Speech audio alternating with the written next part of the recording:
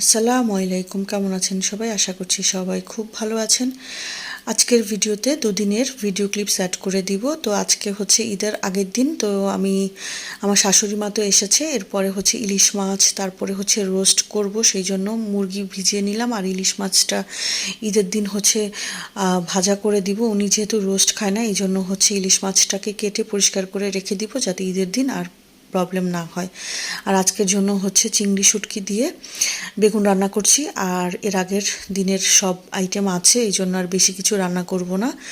এরপরে হচ্ছে আমার শাশুড়ি মা আসলে দুপুরবেলায়ও আবার একটু চা খাওয়া হয়, তো বাকরখানি দিয়ে একটু চা খেয়ে নিচ্ছিলাম। আর এই যে দেখেন, দুষ্টু বাচ্চাটা গরু দেখতে নিচে নেমেছিল, আসার সময় এই যে এগুলো স্ন্যাক্সগুলো নিয়ে এসেছে, আর একটা হচ্ছে জুস নিয়ে এসেছে। তো সে কিন্তু খুবই কম জিনিসই খায় বাইরের, কিন্তু কিছু কিছু জিনিস হুটহাট করে নিয়ে আসে। তো হচ্ছে দুপুরে রান্নাবান্না শেষ করে বিকালের দিকে হচ্ছে আমি এখানে রোস্ট করে নিচ্ছিলাম।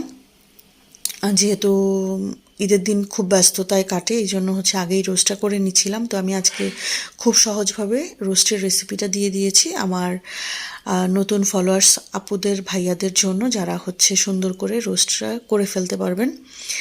তো হচ্ছে ঈদের দিন আগে হচ্ছে আগের আমাদের ঈদ ছিল একরকম, আর এখন আমাদের বাচ্চাদের ঈদ হচ্ছে আরেক রকম। আমাদের ঈদ ছিল সকালবেলায় হচ্ছে গোসল সেরে তারপরে হচ্ছে আমরা সব ফ্রেন্ডসরা একসাথে, ছোটোবেলার কথা বলছি, সব ফ্রেন্ডসরা একসাথে দেখা করতাম, তারপরে এক একজনের বাসায় যেতাম।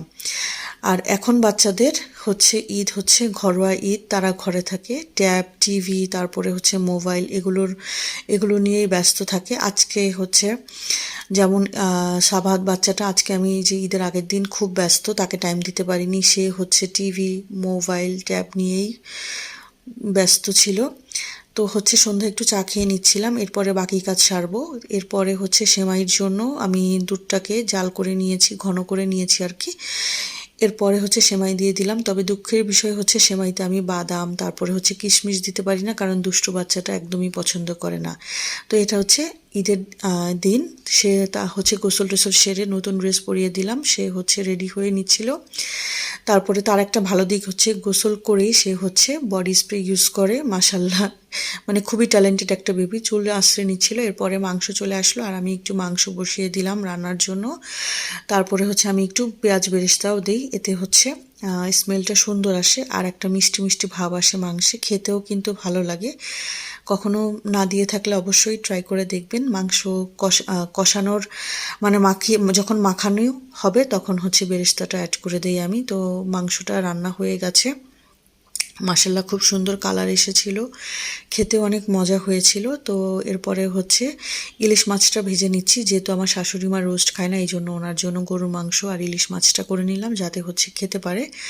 তো ইলিশ মাছটা ভেজে নেওয়ার পরে এরপরে হচ্ছে পোলাও বসিয়ে দিয়েছি। একদম খুবই হিজিবিজি লেগে গিয়েছিল, কারণ হচ্ছে এক হাতে সব কিছুই করতে হচ্ছিল। মাংস হচ্ছে ভাগ করছিলাম, আবার হচ্ছে একটু রান্নাঘরে আসছিলাম, আবার হচ্ছে রান্না করে আবার হচ্ছে একটু আবার ভাগ করতে বসেছি। তো যাই হোক, দুষ্টু বাচ্চাটাকে আগে খাইয়ে দিলাম, আমি আর এখনও খাইনি। আম্মুর বাসা থেকে আবার খাবার নিয়ে এসেছিলো, সেগুলো হচ্ছে রুটি, তারপরে গরু মাংস, কলিজা, সেগুলো আমি খেয়েছি। আর এই যে দুষ্টু বাচ্চাটা খেয়ে দিয়ে বসে আছে, আর এই যে দেখেন ল্যাপটপে, সে তার ল্যাপটপে কাজ করছে। ঈদের দিন কে কাজ করে? সে কাজ করে। তো আজকের ভিডিও ছিল এই পর্যন্ত, আল্লাহ হাফেজ।